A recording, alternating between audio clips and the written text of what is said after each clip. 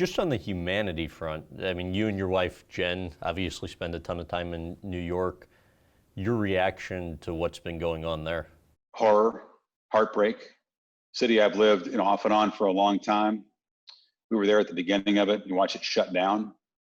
You see New York cease to be New York because without anywhere to go and anything to do, it's the husk of a city that is empty. And you look out the window of your apartment and there's a daily reminder of how changed things are and how grim things are.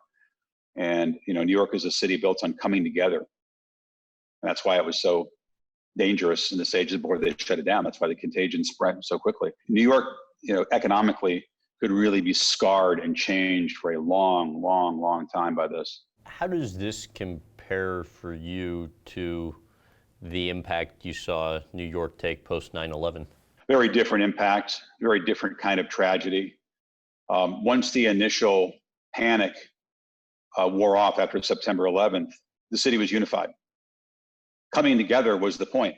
Being around each other, grieving collectively, mourning collectively, trying to get back to work, get on your feet as fast as possible collectively.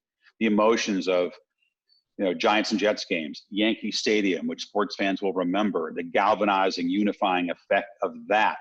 This has been a slow motion hurricane, hunkering down, waiting, the outer bands hitting, everybody bracing for the center of the storm, and then dissipating on the backside, and the outer bands maybe felt for a long time. So I think it feels very different. This cannot be unifying just by nature.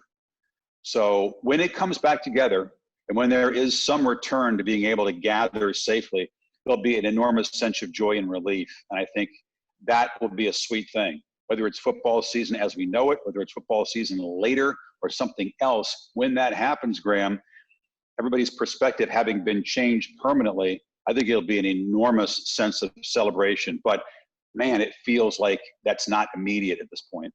If somebody's watching this who's down on their luck, feeling overly pessimistic, what would you say that would provide hope? Take it moment by moment.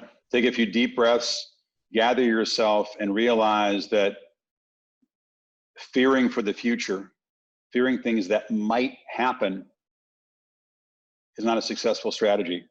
It's human nature at times. It's hard to block that out, but all we can do is live in the moment. If you can get through today economically and get through tomorrow and the next day, it's the same way as managing any traumatic situation, whether it's hardship or grief.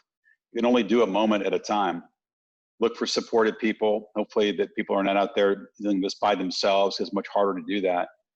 But there is hope and there is certainty that we will get through this collectively. Lives will be changed. Livelihoods will be changed. No doubt about that.